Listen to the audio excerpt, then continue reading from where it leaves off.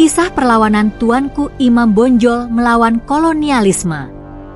Perang Padri adalah salah satu pertempuran paling terkenal dalam sejarah perjuangan rakyat Minangkabau melawan kekuatan kolonial.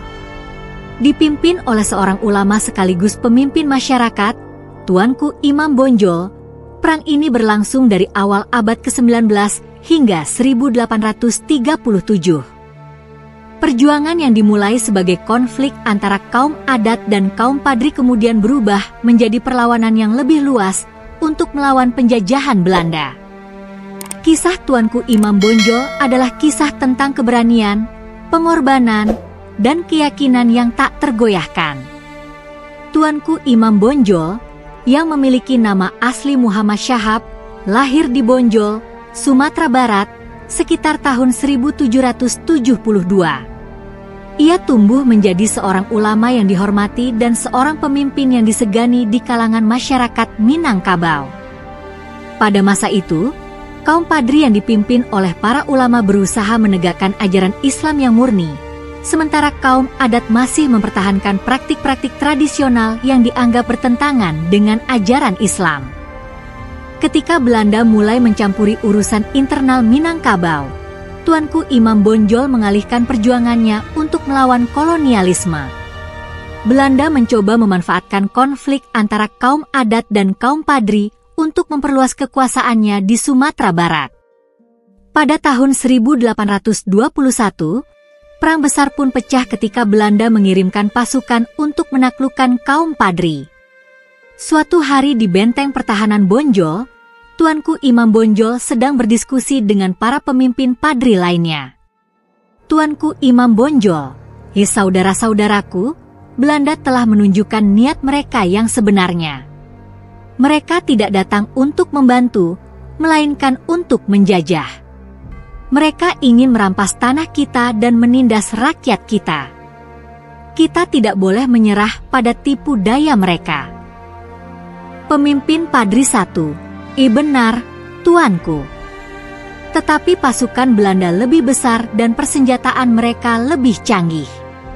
Bagaimana kita bisa mengalahkan mereka? Tuanku Imam Bonjol, kita tidak hanya bertarung dengan kekuatan fisik, tetapi juga dengan iman dan semangat.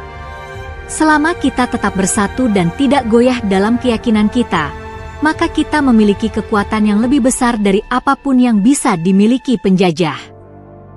Dengan semangat yang tak gentar, Tuanku Imam Bonjol memimpin pasukannya melawan pasukan Belanda. Mereka menggunakan taktik gerilya, memanfaatkan medan pegunungan yang sulit dijangkau oleh pasukan Belanda. Benteng Bonjol menjadi pusat perlawanan yang tangguh dan sulit ditembus. Selama bertahun-tahun, pasukan Belanda mengalami kesulitan untuk menaklukkan wilayah Bonjol meskipun mereka terus-menerus melakukan serangan. Namun, pada tahun 1833, Belanda memulai serangan besar-besaran yang lebih terkoordinasi. Mereka membawa pasukan tambahan dan menggunakan taktik blokade untuk memutus jalur logistik bagi pasukan Padri. Situasi semakin sulit, tetapi Tuanku Imam Bonjol tetap teguh dalam mempertahankan perlawanan. Tuanku Imam Bonjol, rakyat kita menderita, tapi kita harus bertahan. Jika kita menyerah, maka kita akan kehilangan segala yang kita perjuangkan.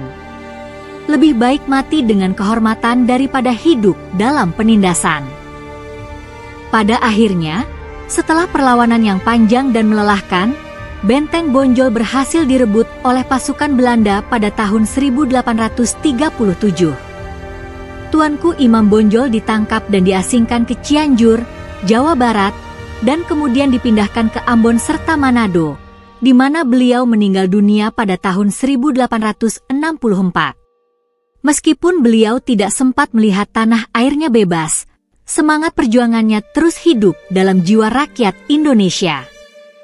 Perlawanan Tuanku Imam Bonjol menjadi simbol keteguhan dalam mempertahankan kehormatan dan kedaulatan. Kisahnya mengajarkan bahwa perjuangan melawan penindasan tidak akan pernah sia-sia, dan bahwa pengorbanan adalah bagian dari harga yang harus dibayar untuk kebebasan. Hingga kini, Tuanku Imam Bonjol dikenang sebagai pahlawan nasional yang tidak pernah menyerah dalam melawan kolonialisme, dan Perang Padri tetap menjadi salah satu babak penting dalam sejarah perjuangan rakyat Indonesia.